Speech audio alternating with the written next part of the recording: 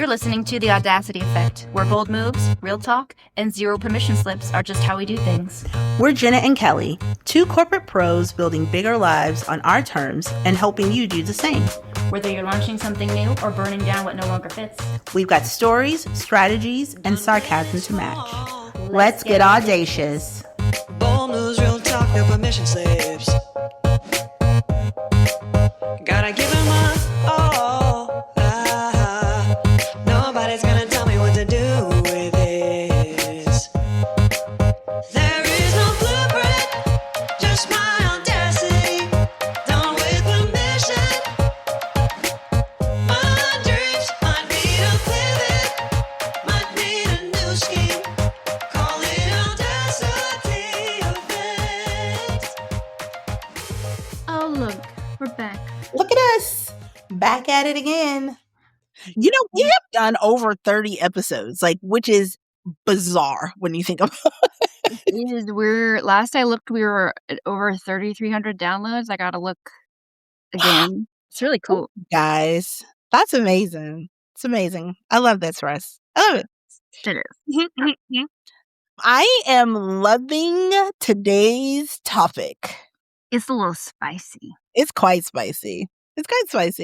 So I'll ask you, how many times have you accepted an offer and thought, I probably could have asked for more? How many times have you accepted a job offer and thought, I probably could have asked for more? Too many times. I don't even know if I've thought that because up until the last couple of years, I didn't even ask for more. I would just be like, oh, thank you.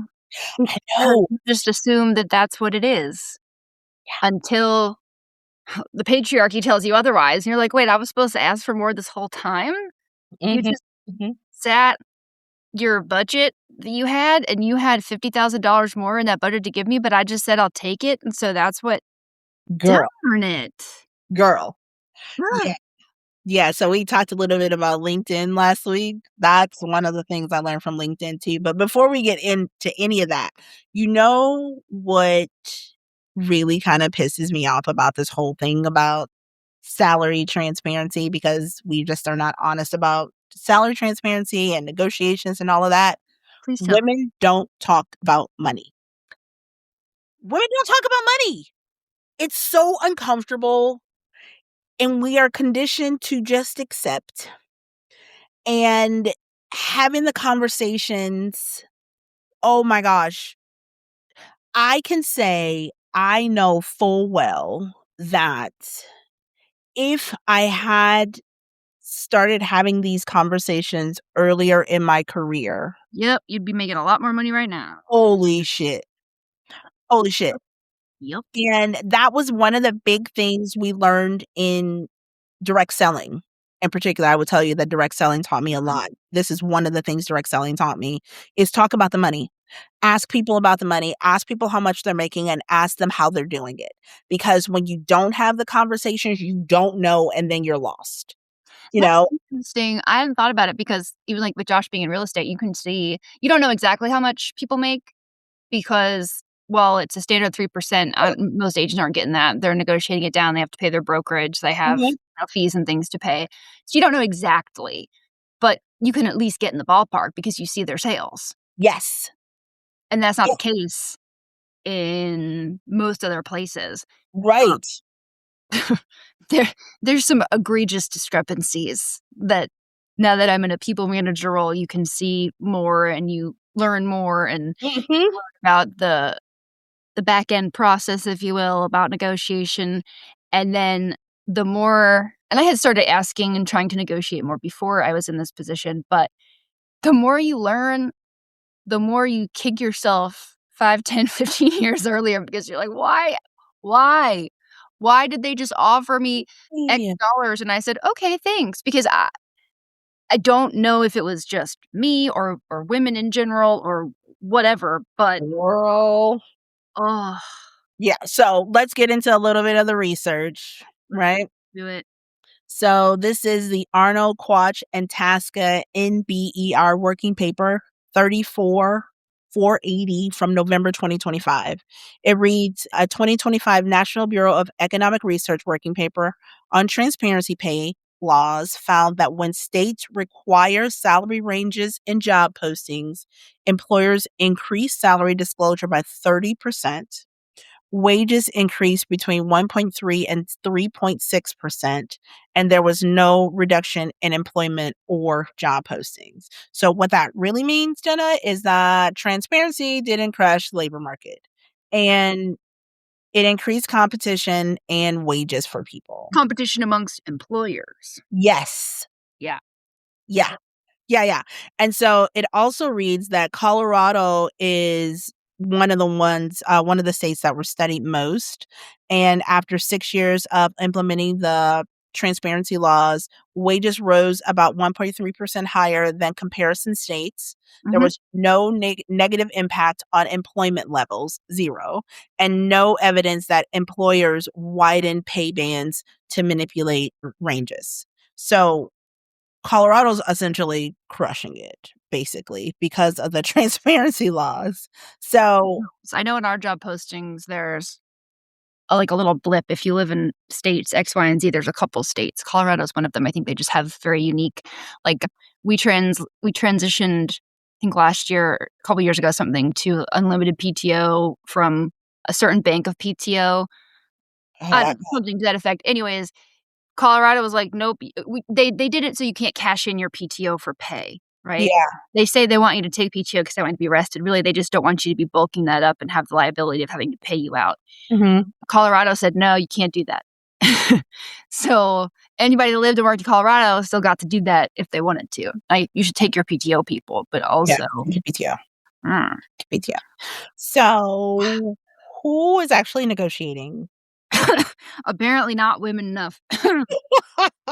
So, a well-known study by Babcock and Lashever, Sure. the Women Don't Ask study, found that 57% of men negotiated their first salary offer and only 7% of women did. Yeah, my heart hurts. I'm Right? Does it make you a little not sick? in that 7% until very recently. Yeah, same. We'll get there. And then this more research shows that the gap has narrowed but not disappeared. In 2023, a Pew Research Center found that men were more likely than women to report asking for a raise in the past year, and women were less likely to say they felt comfortable negotiating pay. Yep. So, With my anecdotal case studies.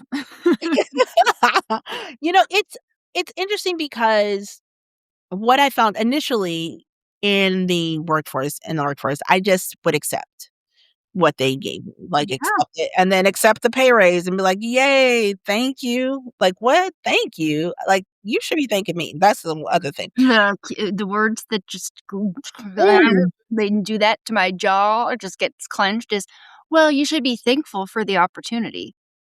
I'm sorry. Did you give me a grant? Did I win an award? Did I get I'm working for this money. from a ticket lottery? Yeah. This is a quid pro quo arrangement. I give you a lot, you give me a paycheck. What are you talking about? Thank you Yes. for the opportunity. Yeah.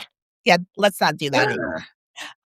But when I started asking questions about things, and we'll get into that a little bit more. It's not it's not comfortable, but nothing is in the beginning comfortable. You have to be It's not. uncomfortable. I guess we'll talk about why it's reasons why it's not comfortable. But also, it was very interesting to see the response to that as well, which we'll talk a little bit more about too. But I have started asking for what I want because my friend's mom would always say, "Be your own advocate. If you don't advocate for yourself, no one else will." And it's true. Nobody else is advocating for me but me. So, Yep. yeah. So if that's important to me, then I'm the one that's gonna have to fight for it. Mhm. So, and so 100%. we talk okay, so early in our podcast career, we talked about this one stat, and then we had someone say, like, "That's not true," or blah, blah, blah, blah, blah. But It is true, and here it is. We just didn't have the sightings for it, but now we do. So, LinkedIn's Workforce Confidence Index from 2024. Are you guys sitting? Are you sitting for this? I'm sitting. Women are more likely to feel they need to meet 100% of job requirements before applying. Men are more likely to apply when meeting around 60%. 60, that's a 40% disparity if you're bad at math. 60%, which is crazy to me. I mean, it kind of makes sense when you start doing a look-see around Z at your coworkers. It's very true when you start doing a look-see. Oh, you were one of the 60%ers, I see. Yes. So here's the part that women often, they do negotiate, but they're penalized for doing so. More often, yeah. And so I think we can talk about we should go ask for more money. We should negotiate. But I don't know that there's a man in history that's been told when they asked for more money, we're told, well, you should be thankful for the opportunity. This is a great opportunity for you. Don't you want this opportunity? So it is, we can't just say that it's completely the same for men versus women when we are negotiating because women are seen differently. Yep. So there was a Harvard Business School study, seems the authors were Bells, Babcock, and Lay. They found that women who did negotiate were more likely to be perceived as less likable or too aggressive. Yep. Men negotiating did not experience the same social penalty. So I guess this is known as the backlash effect theory. I don't have sources for that, but it seems credible. So it's not always that women lack the confidence to do it. There's also a high social cost, and I think we've sort of been indoctrinated to be afraid of asking for more because we will be seen as greedy, ungrateful, unthankful, whatever. But I don't think that's put on men. And I'm not saying that it should be. That's not men's fault that it's not been put on men. But we need to start rejecting. Or being okay with it. Like, call me. So here's the other part. Call me what you want. Perimenopause conversation. I'm getting there. I'm like, I don't care. I'm unlikable. Zero fucks. Call me what you want to, but pay me. Call me what you want to, but pay me. Like, I'm not going to. So it's like I am going to stunt my financial growth in order to be more likable. Or agreeable. Agreeableness. I think we have notes on that too. Fuck out of here. Fuck out of here. No, I'm not going to do that anymore either because we deserve more. And if we really do deserve more when we're 100% qualified and those are meant for 60%, like literally logically, it doesn't have to be a rah rah go me like every. No, it's literally statistically, factually true. Yes. Yeah, it's infuriating. It's infuriating, but we are socialized to be likable and cooperative and, kind and accepting, and salary negotiation is the complete opposite of that. Yes, and in our notes we have, right, like you were just saying, women are socialized towards communal behavior, likability, cooperation over competition. Negotiation is framed as competitive. Do you know how many? I'm very competitive. I know that's shocking to everybody. What? You? Are you serious? No, right? But it's funny because people point that out to me at work all the time. Nobody points that out to my male counterparts. Yes. Now, the downside, I guess the twist for men can be that so-and-so will just step on anybody to get ahead. Yeah. I mean, I don't want to do that, but that's not me competing. That's me being a butthole. So I think you can be competitive. Yeah, no, I think that's a completely different thing. But also, I have learned that I am okay being seen as tough, girl, strict, no bullshit. Mm-hmm. Yep, same. I've just leaned into that to make it my identity. Like, I now want to be the person at work that people go, oh no, she's on the call. Because why not? I think that we as women try to downplay those qualities so often because they don't sit into our perceived notion of who women should be at work or otherwise. But I okay and leaning into like, yep, that is who I am at work. I've become less apologetic for my work, Uh-huh. a lot less. Like, I'm not going to apologize for the work that I have to do. It is unfortunate that you may not like it. Like, it's uncomfortable for you. I'm not going to apologize for that. No, and you should have seen my self-performance review this year. It was exceptional. I love it. Yes. I think Yeah. I put, like, a ludicrous quote at the end or something, or guy or whatever, the all I do is win-win quote. I just Yeah.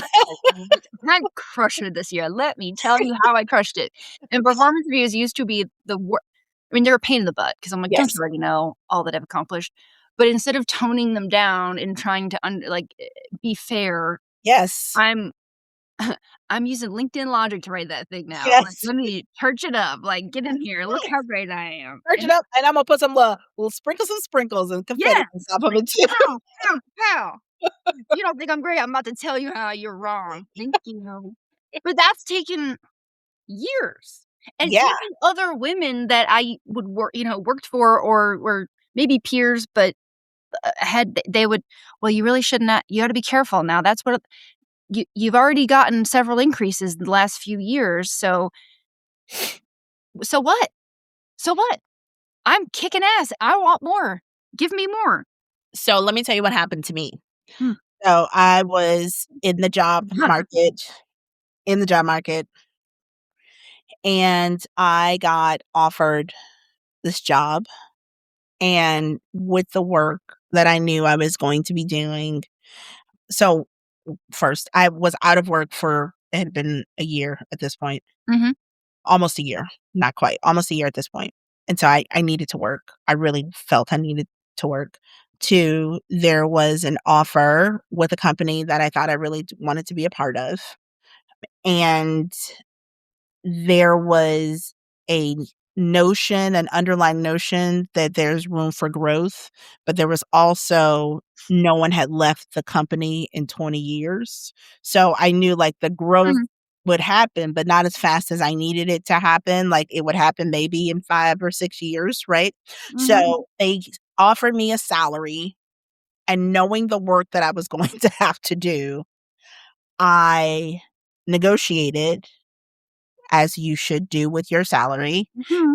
and said, with this market value and this perceived amount of work, Yep. I am in said salary range, Mhm. which was about 15-20,000 more than what they were I offering. feel like we talked about this in the barn gym one Oh, morning. we did. Yeah, like, And uh-huh. the response back was, "We're rescinding the offer." And it was such a slight because I knew that I would be incredible for that role, but also it reminded me, like, they didn't see my value, and I needed not be in a place where my value wasn't seen.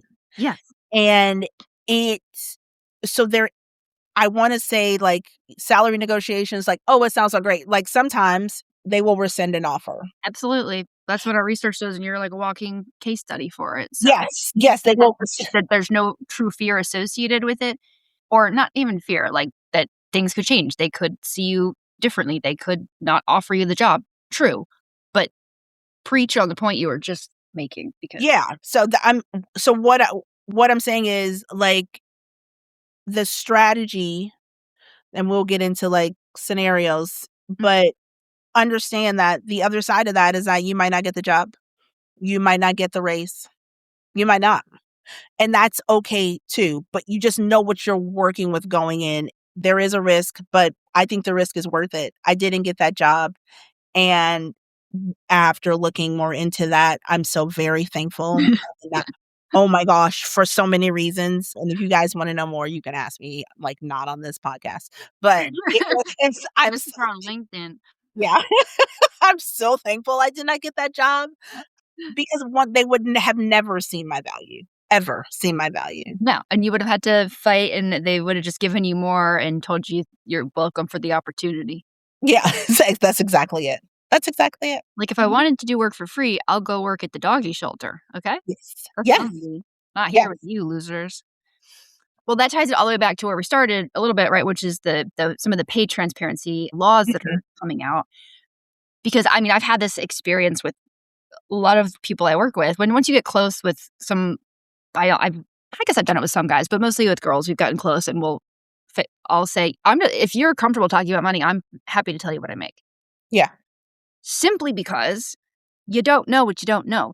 You Yep. think that you're getting paid fairly, but then you find out that Joe Schmo, or even Gina Schmo, could be a girl, that does 50% of what you do, they make $40, $50, $60, $70,000 more a year. And then all of a sudden it's like, whoa, whoa, whoa, whoa, whoa. So why? No, that's not okay. I mean, you don't want to take it, like, kind of like you talked about last week, to bring you to a bitter place, but certainly use it as a negotiation tactic. If you know what the job range is, that is empowering. That gives you factual, statistical basis for which to go demand more money.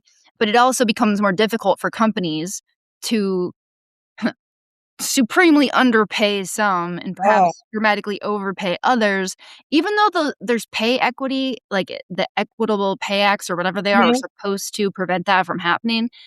I think it's just HR red tape so that they can try and give you a hard time, so that they can try and convince you to not try and negotiate for that. But the the gaps in ranges of pay for the same exact position are insane. So the more transparency laws that are enacted, you can walk into the job knowing what the low and the high end of the range is, and that's powerful. It just takes some of the power away from the companies. Right. Yeah. So I'm going to tell you the states. So these states have pay transparency laws.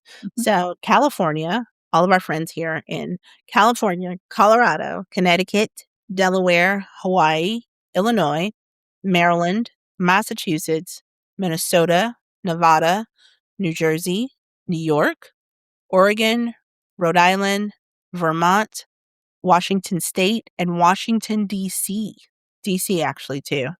They have transparency laws. And so the bill was actually, I need to mention, the bill was introduced in Virginia, but it is not law yet. So hopefully that's coming soon. Hopefully that that's nice. Yeah. Yeah. So yeah. What happens if you are waiting for somebody to ask you that? Oh, I do want to note this one thing. So research shows men are often promoted on potential. Women are often promoted on proven performance. That's true. So if you're waiting to deserve the raise, you may wait longer, and men may ask earlier. My favorite is when they are giving you the opportunity to essentially audition for the new job. If that you've already been doing. Yeah. I'm like, why don't you just pay me for it now? Because I'm doing it. So I don't need to, this isn't a play. This is not theater. I don't need to cast it before. I'm not going to audition for it. You should just give it to me. That drives me nuts. I can't say that only happens to women in my workplace. I think it happens quite a lot. But I think this point is that even if it does happen, men are asking for the compensatory pay raise earlier than women are. I agree with that. So negotiation is not about, like, I'm so greedy. It's about knowing your value, understanding the market, and being audacious, like being bold, not being like, it's okay if there's going to be tension. That's okay. That tension is not conflict, it's growth. I love that.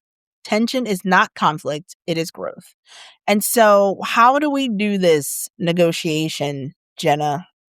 Well, there's some high level ones, and then we got some scenario based ones that we wanted to share. And you actually used one of them you told us about earlier. So kind of at the highest level, instead of saying I deserve more, try based on market data and the value I bring, I'd love to discuss aligning compensation with impact. Yeah.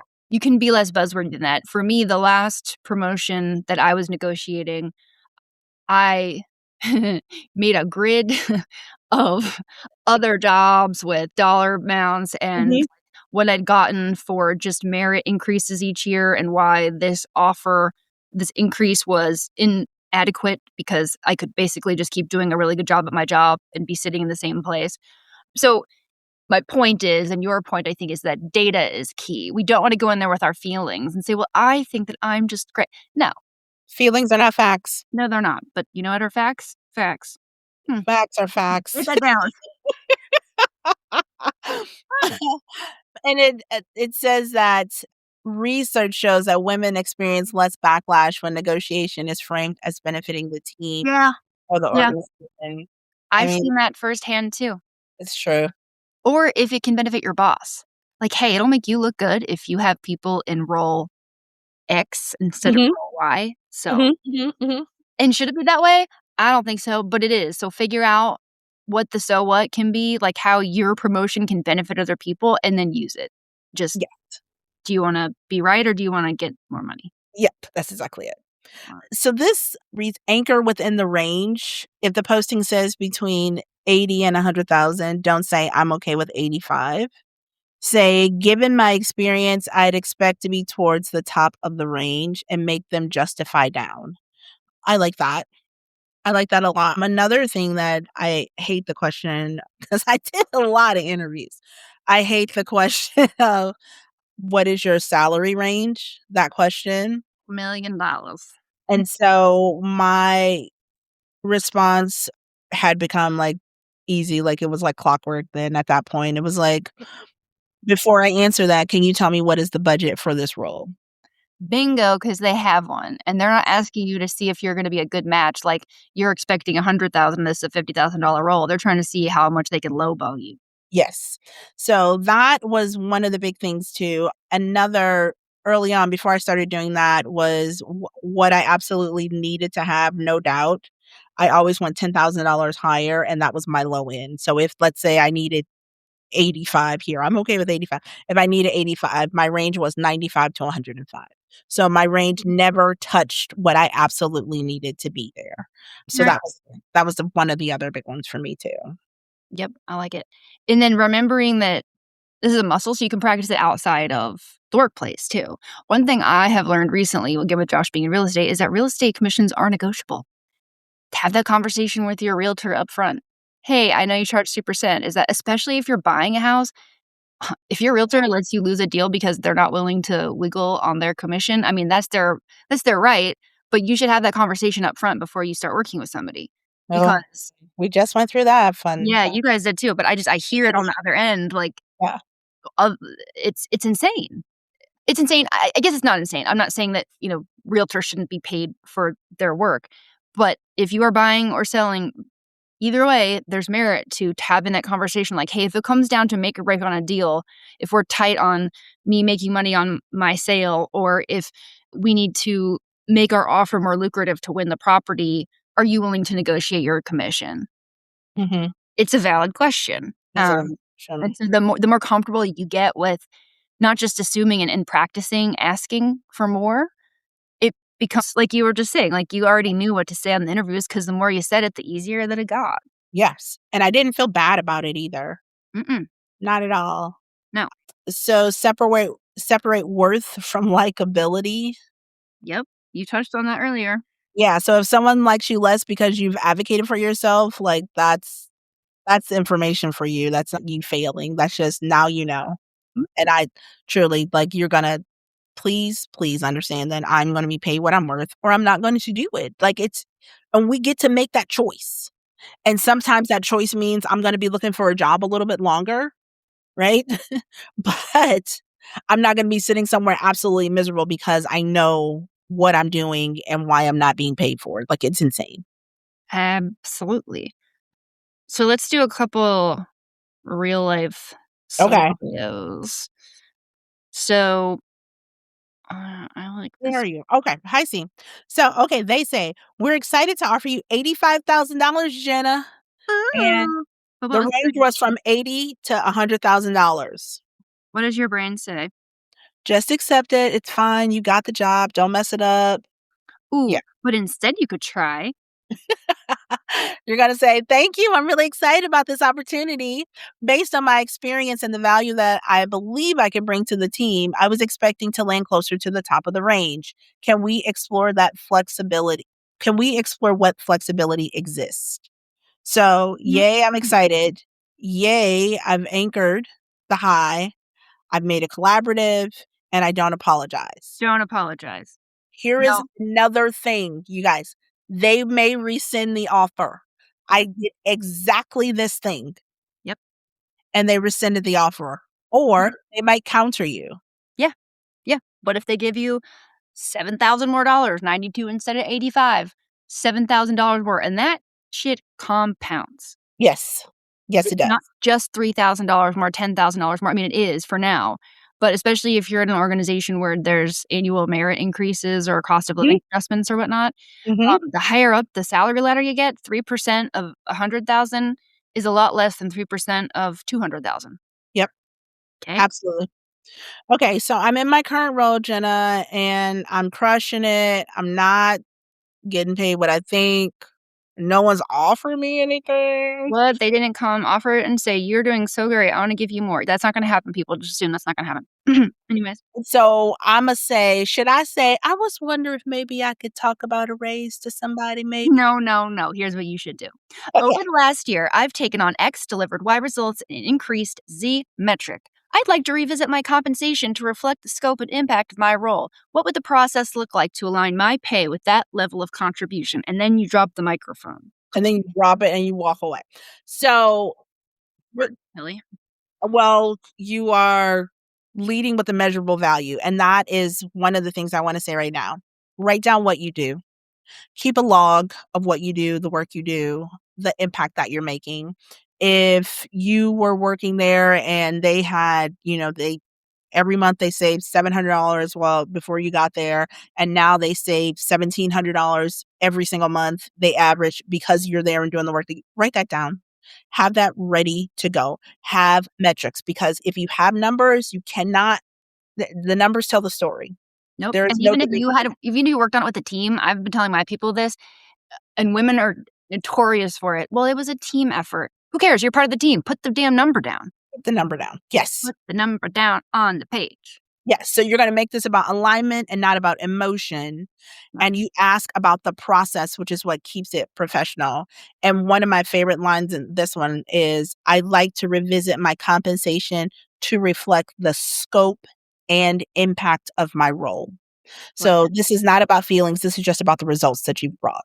Yeah, and the additional responsibility that you put on me. Like, you started paying me X at the beginning of this role. Now you have added 27 more things, or I have just knocked all those things out of the park. I am more valuable now, objectively. Mhm. Pay me. So, So, yeah, what what do you do if you ask that and then they say, "Not right now." For right now. so you ask, so you get KPI real specific. So what specific milestones would need to be achieved to revisit this in the next 3 to 6 months? So now you know what they're looking for, and now they've honestly, so this is the fun part, they've pigeonholed themselves. Now they put themselves in this whole little box because they told you exactly what to do, and you're gonna do exactly those things, and you are going to schedule your quarterly review And get it in writing. and get it in writing. That's exactly what you're gonna do. So many people in corporate have really bad problems with amnesia. It's really an epidemic. We should really look into that. Lots of Yes. amnesia going on in the workplace. It is, it's weird. So if you and that's a good note. So if you have a conversation with your boss about something specific and it's just a verbal something something, follow up with an email so that you have it in writing. CYA everything. Everything. Everything, everything. All right, Jenna, you're offered a promotion without a salary adjustments. What? Can you believe it? Oh, what an opportunity. Well, I am excited about the expanded scope. Yes. Since the responsibilities are increasing, can we discuss how compensation will adjust to reflect that? Not, is there more money? No, it's affirmative. Yes. Compensation will be adjusted to reflect that. What's it going to be? I st- s- so there was an email that went out. I'm so glad we're talking about this. And this has happened to me. Growth opportunity. Thank you so much for the opportunity. And I'll give you a real life scenario, but keep going. We'll keep talking about it. But I just thought about it. I'm going to give a real life scenario of what has happened with me Okay. that I had to say, like, hey, that is so cute. Also, what? Yeah. So if they say this is more about growth than money, which is happening a lot lately, you say, I absolutely value the growth opportunity. And I'd love to ensure compensation reflects both growth and increased responsibility because growth does not pay your damn mortgage. It won't. And again, you're not volunteering. If you were volunteering, you'd probably not want to volunteer in corporate America or wherever it is that you work. I, as I said, would go volunteer with puppies or something fun. Listen, I am not here to volunteer. Okay. Okay. I have to find it, but keep going. Okay.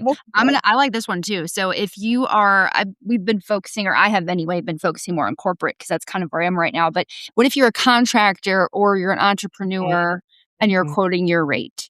So particularly for female owned businesses, or even if you're just, again, use the realtor scenario, right? Like negotiating on your own. So you tell the client how much it is and they say, that's higher than we expected. So instead of immediately discounting that or saying, oh, okay, we can discount it, you say something to the effect of, can you share what budget range you had in mind? So then they say whatever that budget range is, because you're putting them on the spot. That's higher. Are they just trying to negotiate you? But then assuming that you are firm on your pricing, which you probably should be. I can think of some reasons why maybe if you're starting out in sales or you're trying to get volume or something, you'll be more flexible. But an alternative response could be, given the scope and results you're looking for, my rate reflects the strategy and execution required. If needed, we can adjust scope, but I'd prefer not to reduce impact. So you're being negotiable, you're offering the compromise situation, but you're not giving away anything for free. They want to pay less, then they will get less. And again, they may say no, but that's okay.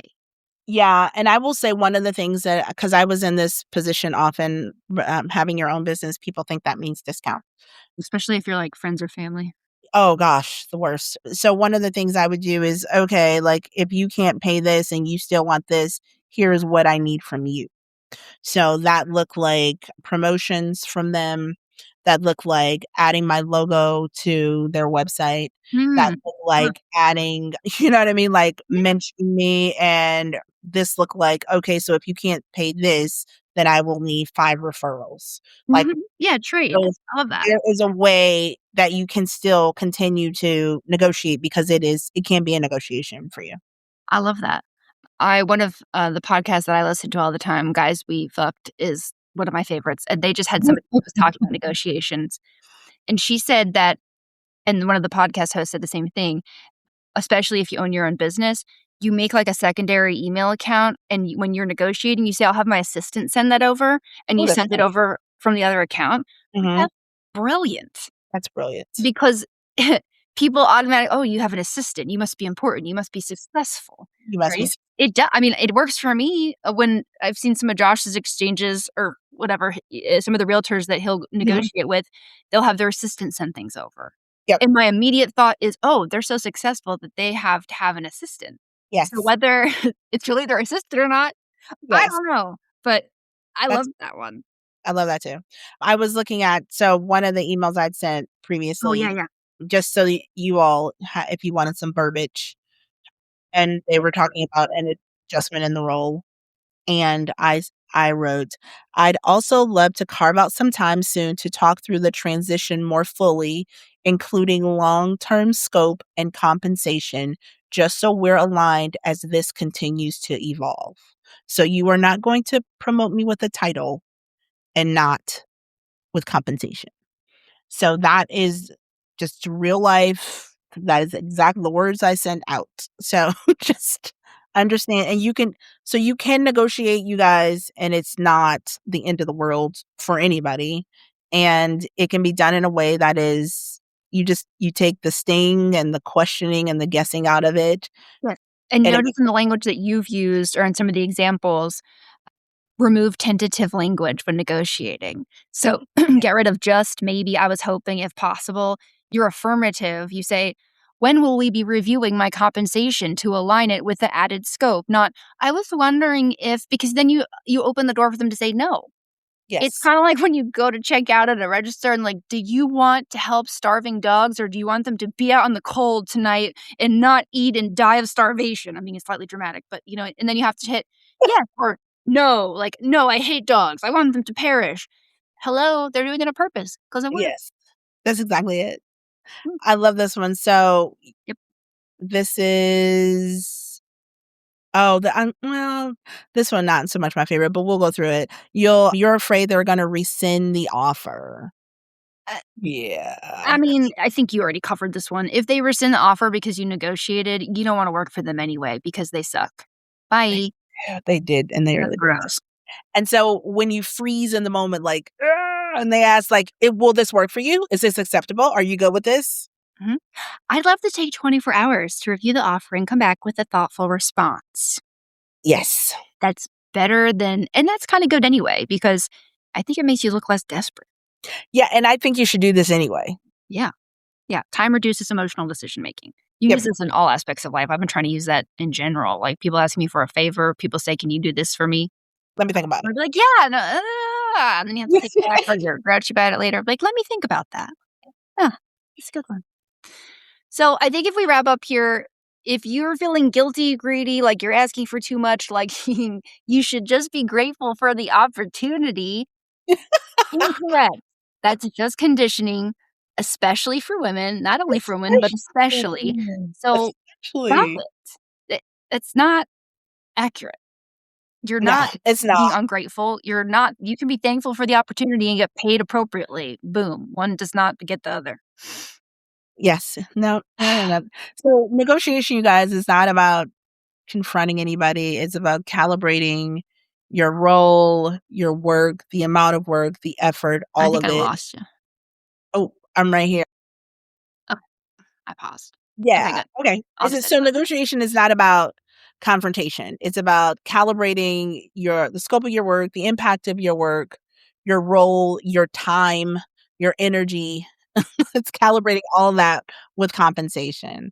And so you want to make sure your compensation is reflecting what is actually happening.